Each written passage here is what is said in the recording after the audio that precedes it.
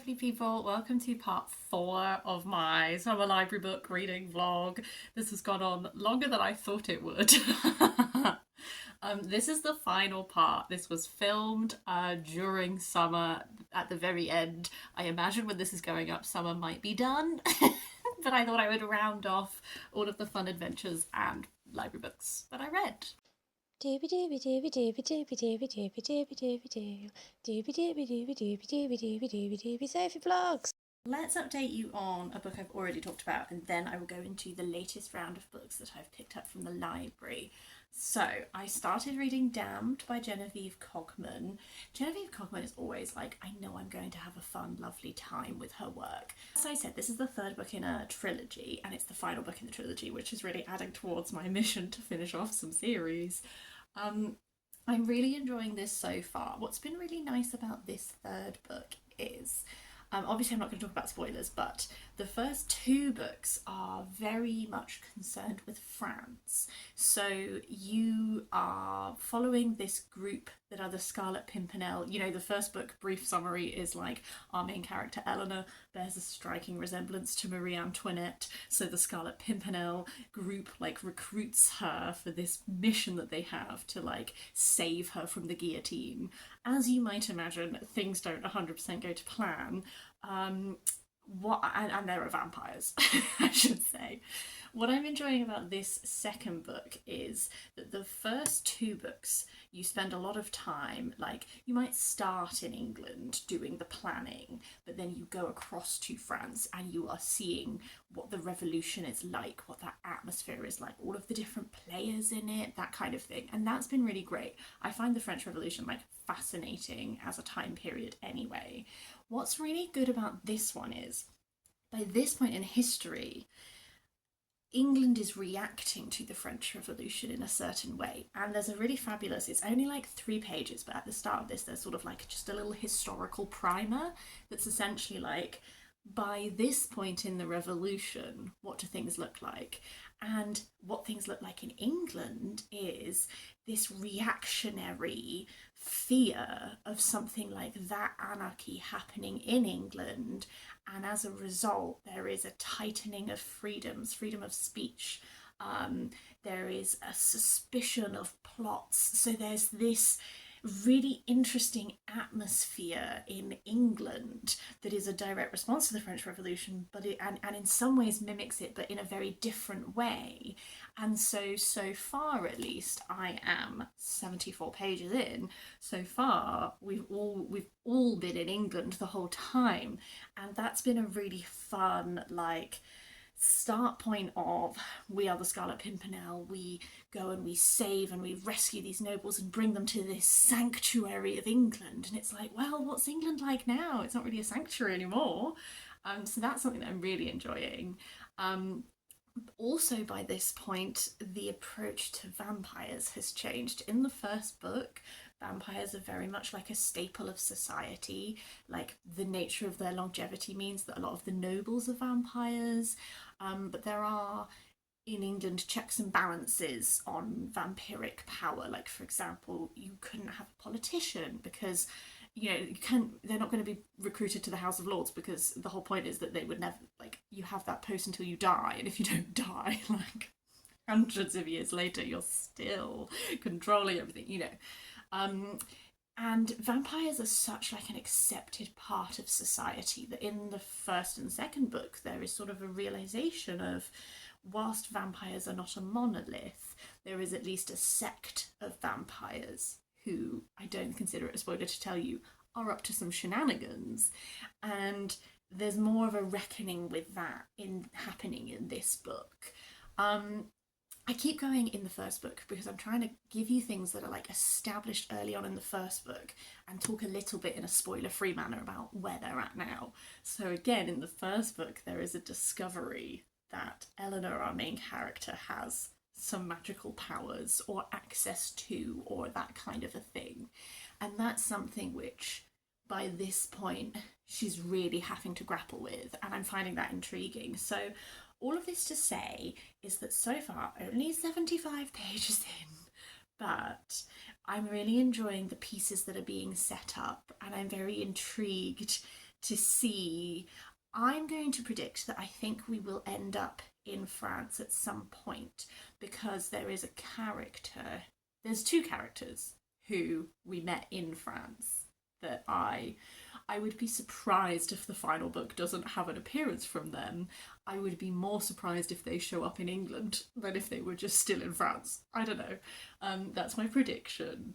But I'm having a rollicking good time. Genevieve Cogman for me is like, I always know I'm just going to have a really fun time. I find her very easy to read.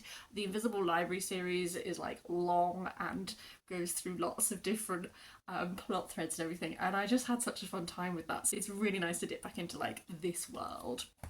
I also picked up books from the library. Obviously, this is the problem, is that these reading vlogs will never end because I will always pick more books up from the library. I'm gonna have to make a decision about that at some point.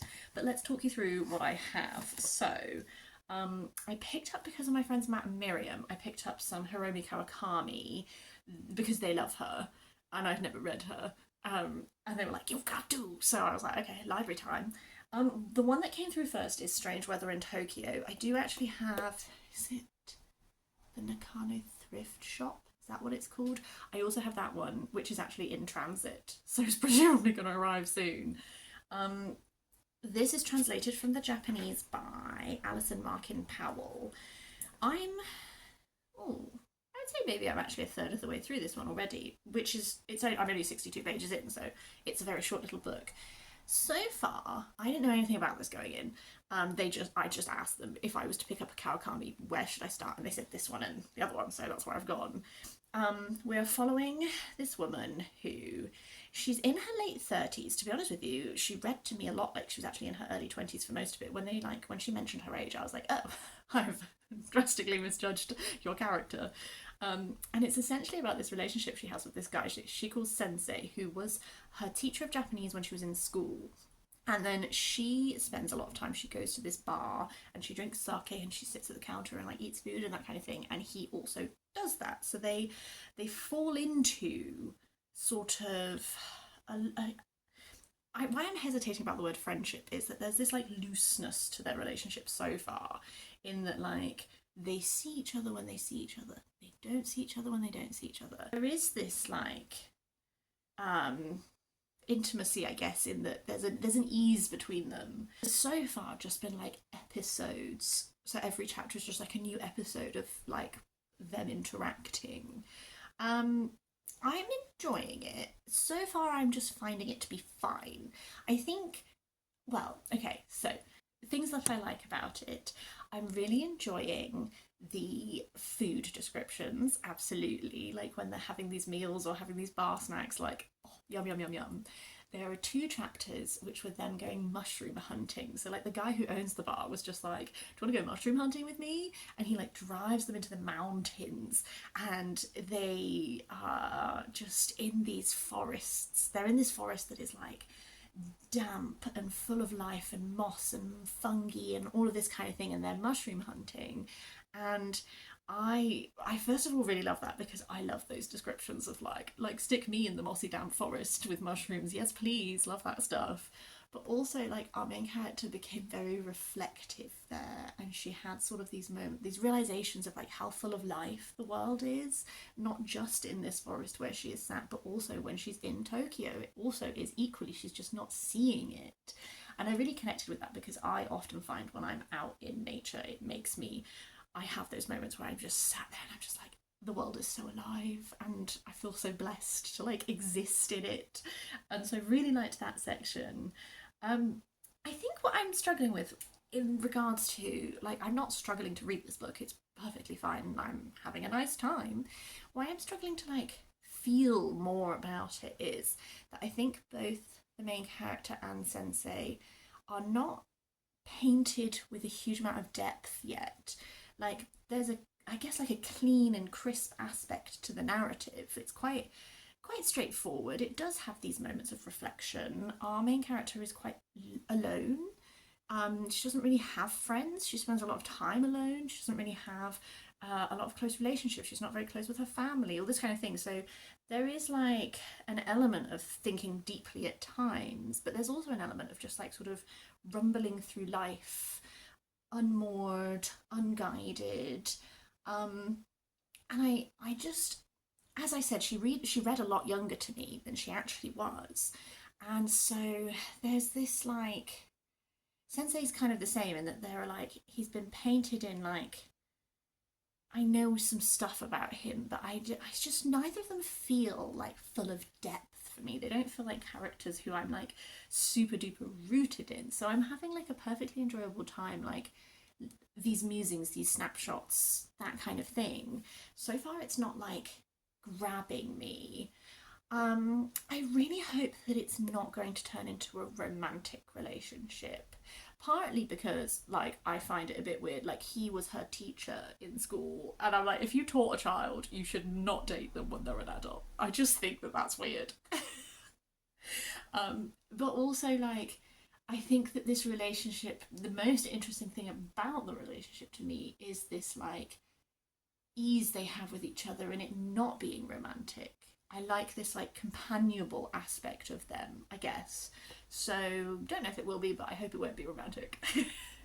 But yeah, I think I'm going to finish this one. I think I'm probably going to read this quite quickly, so I'm intrigued. I hope I like it because I do have the other Kawakami coming. Also took out 2 cookbooks. Both of these are like food writing with recipes. The other cookbooks I've talked about in these vlogs have just been like recipe books. These are definitely like, I'm going to count these towards my reading goal because I'm like reading essays and then there's like 2 recipes and then there's another set of essays. So Red Sands, Reportage and Recipes Through Central Asia from Hinterland to Heartland by Caroline Eden is a mix of travel writing and food writing. So she is traveling through Central Asia. Specifically, this is looking at Kazakhstan, Kyrgyzstan, Tajikistan, and Uzbekistan. And she is very much doing travel writing, like as she goes to the different areas, she's telling you about like what she's doing, where she's going, and then it's so intrinsically tied with food. She sort of talked about in the introduction how what prompted writing this was she had such extremely intense food experiences when she was traveling through this desert that is sort of all of these places I touched on. And that's what inspired her to then do this travel and then write it up. It's interesting so far. I know a little bit about Kyrgyzstan because I used to know someone who's from Kyrgyzstan, so I learned a little bit about it from them, but not a lot. The other places I don't really know anything about, so so far, how far am I in? I'm only 46 pages in, but so far we've just been in Kazakhstan, and it's been really interesting moving. Kazakhstan is huge, so the food varies from region to region, and as most regional foods do. So I've been really enjoying learning more about the place and understanding the food flavors more, and this like really interesting melding of food flavors. Like there's a heavy Russian food influence, there's an influence from Azerbaijan, there's these different flavor profile influences, particularly depending on which area she's in. So I like reading recipes just in general. I enjoy reading recipe books. It's particularly interesting like reading her food writing and then seeing these recipes and sort of getting a better sense of like what ingredients are used a lot, like what's this flavor profile, what's happening here. So this one I'm really enjoying so far. The other one I haven't properly started yet. I think this was a recommendation I got from BookTube, but I can't remember from who. But this is Honey from a Weed by Patience Gray, which is fasting and feasting in Tuscany, Catalonia, the Cyclades, and Apulia. This already seems fabulous. I've just read the introduction from this so far. I haven't got any further in. But the introduction talks about this is not just to do with food writing. Also, I'm not sure if this person is a sculptor because they talk about it is of course entirely owing to the sculptor's appetite for marble and stone that this work came into existence in the first place, and that I am held in the mysterious grip of olive, lentisk, fig and vine. They were travelling through this time to do sculpting as well as then experiencing this food. Like as I said, I've literally read like 3 pages of this one so far, so I will have better updates soon. But this is another one that seems like a lot of essays with recipes. Maybe slightly more recipe presence in this than in this, but I think these both seem really interesting. I love that combination of like travel and food writing. So I really like this artwork. I think this artwork's really intriguing, so excited for that. And then the final one that I got out in this latest round of library is I got out The Serpent and the Wings of Night by Carissa Broadbent, which is the first of the Nightborn duet from the Crowns of Nyaxia series. Cards on the Table. This is partially influenced by Olivia Savannah over Olivia's Catastrophe. She seems to be loving Carissa Broadbent, and that influenced me. Also because, as I talked about in my birthday chat video, I recently did this collage craft book project at work that was all about romantasy. So as a result, I researched a lot of romantasy, and also the people I was working on that with at work are all very big romantasy readers. Like they it's like their genre of choice, they love it. So as such, I've come away with a lot of book recommendations. And so I thought, because for me, I am a massive fantasy reader. I used to read a lot of what I guess I would call paranormal romance sort of style when I was like a teenager. And when it comes to like modern romantasy, there are definitely like romantasy books that I've really enjoyed, and then there's ones which have just like not really been my cup of tea. So this one I think sounds really interesting. It's like follows someone who is the adopted human daughter of a Nightborn vampire king. It's like she has to enter this tournament, and in order to survive she has to make these like alliances. I do like this stuff where it's like politics and all that kind of thing, so I'm hopeful that this is going to be like an enjoyable rollicksome time. I'm not sure if I'm going to get to this or the M.A. Carrick book first. I have been I've been put a pin in the M.A. Carrick, The Liar's Knot, which is the second book in this series, The Rook and the Rose. The only reason I have is that I very recently read the Locklands, which is the final book in Robert Jackson Bennett's Founders trilogy, and that was quite a chunky, like, adult fantasy.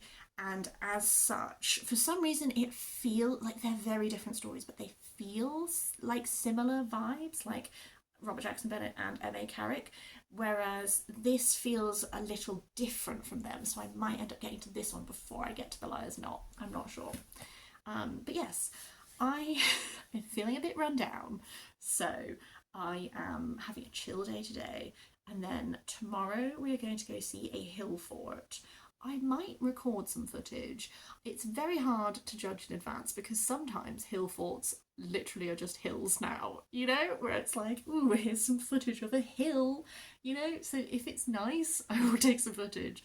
If it's not nice, I'm also going to Hay-on-Wye for the first time, and I'm so excited. I've never been to Hay-on-Wye.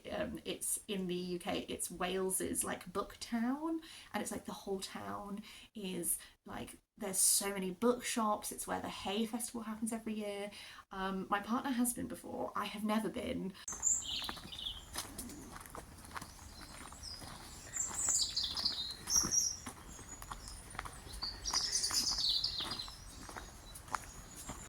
This is the view from the bottom of the hill. We have to climb up the hill now. Approaching the hill fort. Forgive my heavy breathing, we just scaled the hill. Here is the hill fort with some little coos. Moo. So yeah, get ready to explore some ramparts, guys. Fact correction, these are sheep. They just seemed big.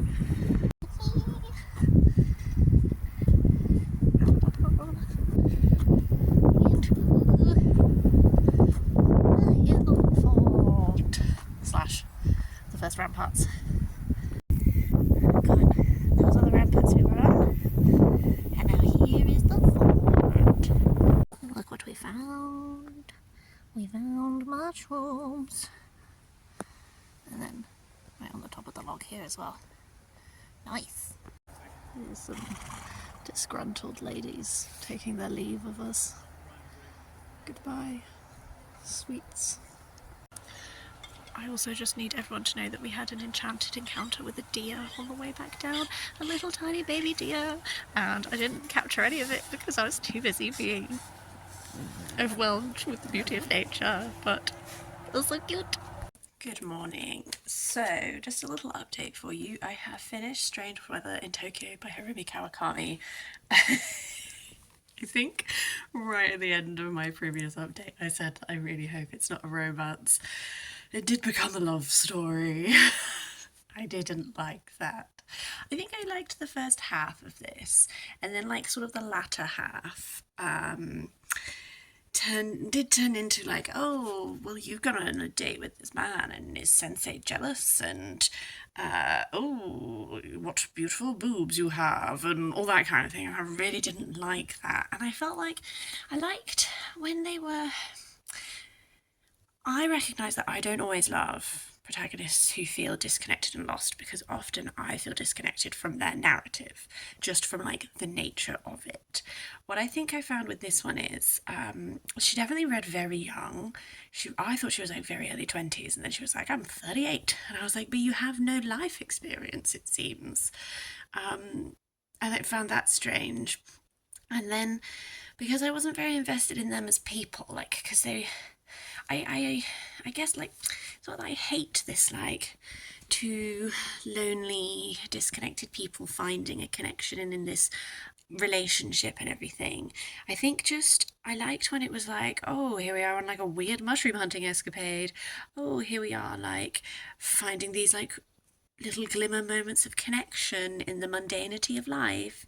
And then when it just became like, oh, I'm going on a date with this man, and then Sensei went on a date with this woman. I don't care. So it was interesting talking about this with my friends, because my friend was like, yeah, but like, don't you think it's like an anti-romance? Because he was like, it's a very unromantic relationship, and I was like, I had been thinking about it, and I was like, I guess for me, I need like an anti-romance to have a bit more of a point to it. Like, if the anti-romance is just, oh, isn't it a bit weird that they're a couple now, and then the book is done, and I was just like, well, what's the point? But I recognise it was also funny because he was like, oh, she's like very much in the vein of like Murakami, and I was like, I don't like Murakami, so maybe maybe this is why. So yeah, not my favourite. I just like 2.5, like it was fine, but it was a bit below average for me as an experience, even though I don't necessarily think it's written badly. And then I also finished Red Sands by Caroline Eden. This was just a very interesting, I don't think I have that much to say on this one. It was just a very interesting, like, I guess, travel food reportage kind of piece. I feel like I've learned a lot about Central Asia and the different, like, regions of these countries, their food culture, but also, like, industry, history, like, all of that kind of thing, which was really enjoyable. As I said, it is predominantly essays, then with, like, the odd recipe in it, so it's not like lots and lots of recipes, although by the time you get to the end there's been a really nice amount of them, and I do think it really helped paint an understanding of like the food and the different tastes and ingredients and influences running throughout it.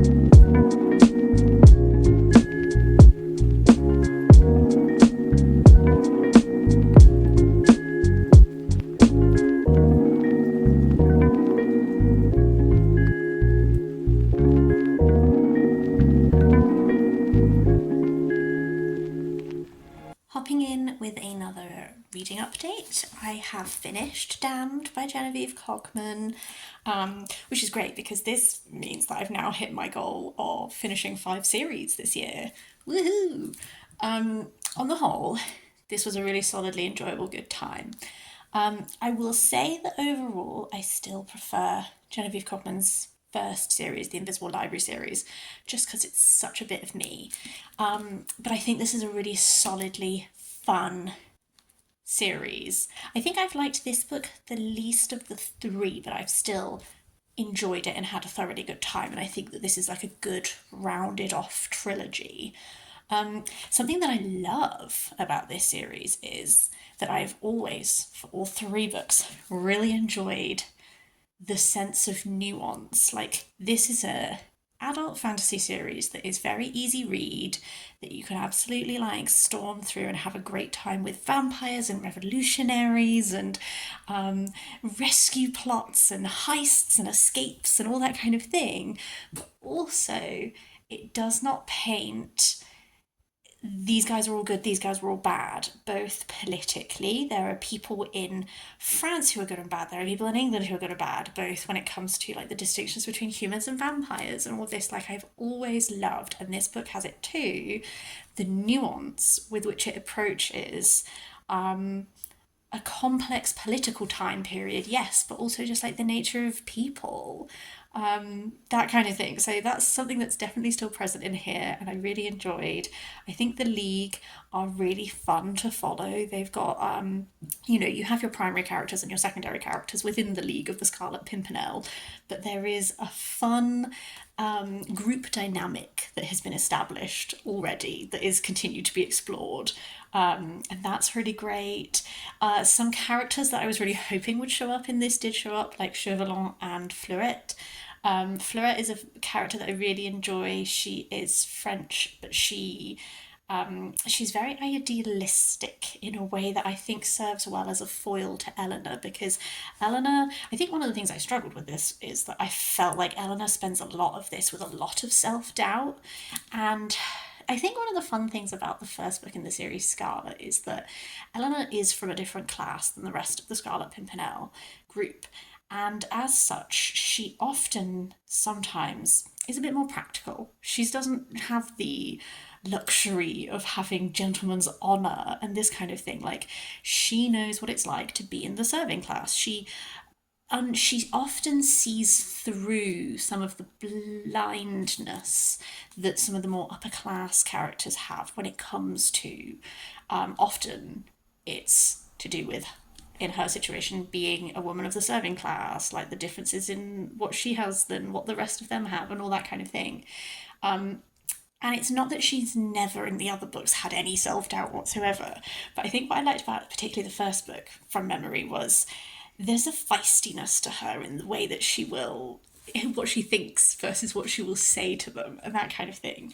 And it's not that she doesn't have any of that, it's just I think in this book she's so torn between so many different walks of life. She seems to have lost a lot of faith, I think. There's so many moments of doubt in this, so many moments where she thinks that Percy and the rest of the League, like, do they really value her? Like, is her place, like, where is her place and all of that? And I just found that, I guess that means that we spent quite a lot of time in her head with all of these doubts and everything. The pace of this one maybe just felt a little slow. There's quite a lot of, I don't know, something about the pacing, maybe something about the plotting.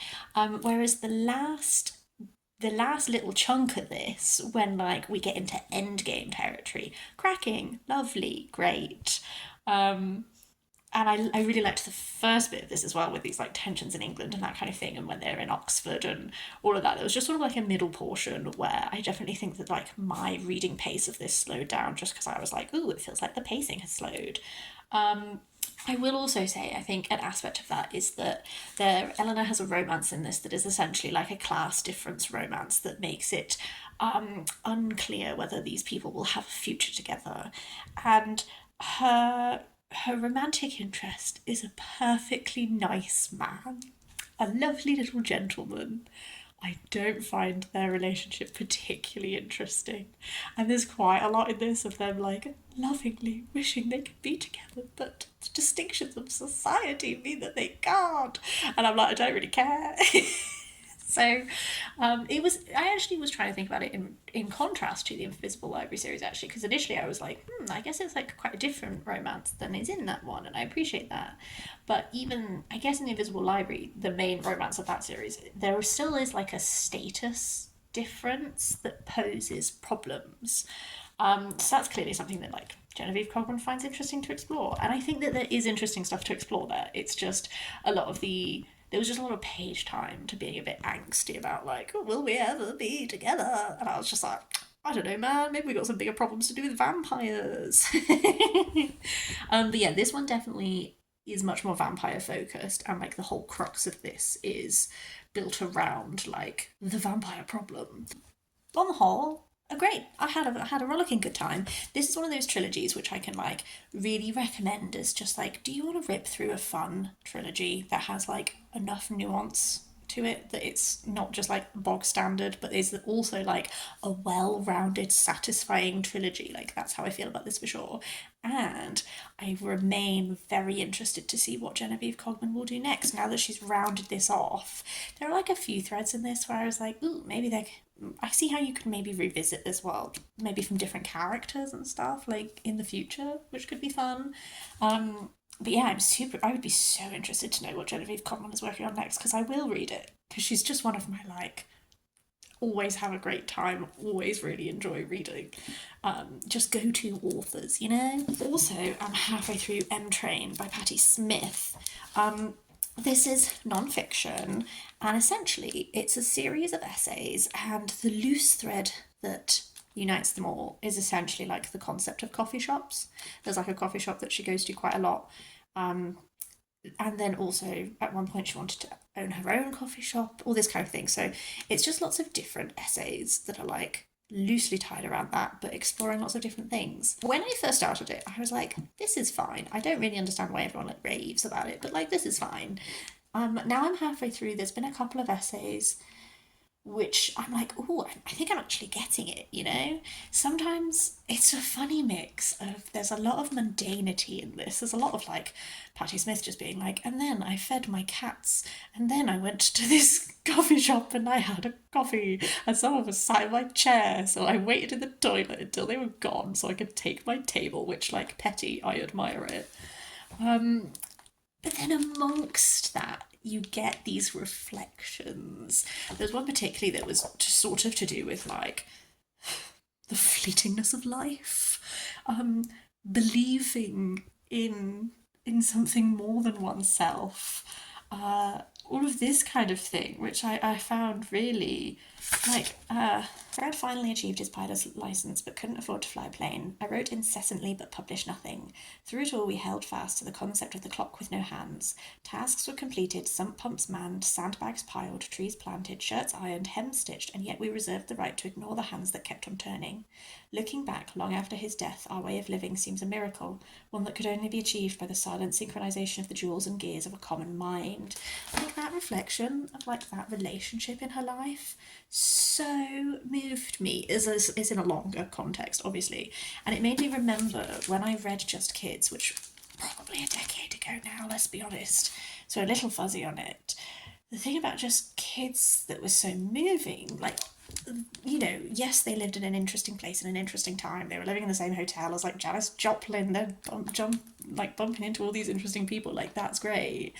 But her reflections on, was it Robert, her really dear friend who passed away, like what I hold in my memory from reading that was this connection, this way of, and that's why I wanted to pick this up, is that when Dua Lipa and her book club talked to Patti Smith and they were talking, she talked about like writing that book as a way of like keeping him alive, keeping his like memory alive, and how that's all that she wanted to do was just like put into writing about this wonderful man, and to have people connect with that is like a wonderful thing. And I think this, when I very first began it, I was looking for that aspect within this book, and I think as this has gone on I found more and more of that. It's just funny because it's like interspersed between these very, very mundane happenings. So yeah, this I'm really glad I picked up another Patti Smith for sure. I'm going to show you such a cool church. This is the door. Stunning. Up here we have all these little gargoyles and faces.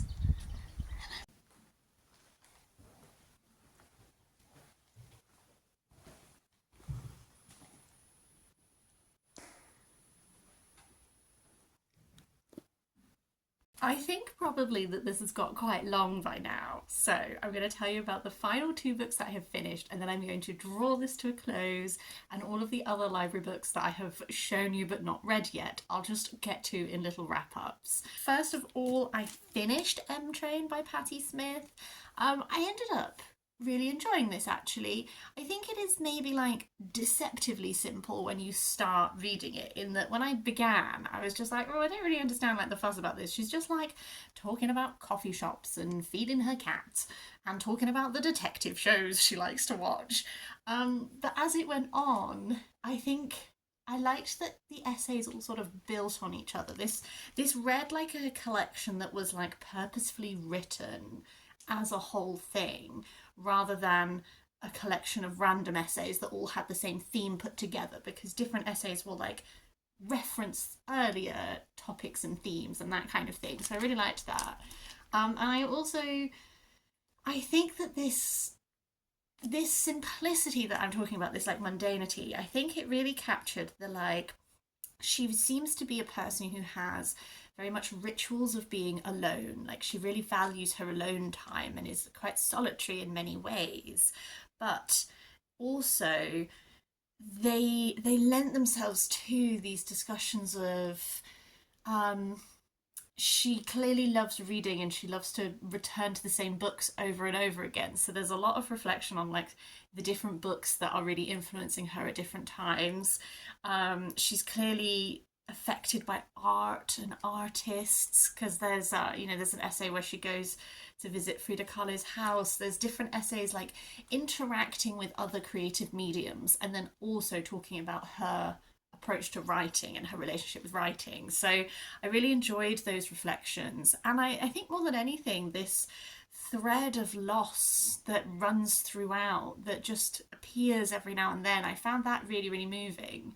So this is one where I was like, I think I really settled into this, and I ended up being I really liked it, and I shall read more Patti Smith, but I will try not to wait a decade this time. And then finally, I did read Honey from a Weed by Patience Gray, Fasting and Feasting in Tuscany, Catalonia, the Cyclades, and Apulia. I think I've remembered, I don't think this was a BookTube recommendation. I think that this was referenced by Samin Nosrat in Salt, Fat, Acid, Heat, which is one of my favourite cookbooks that I found very genuinely helpful to like how I cook food.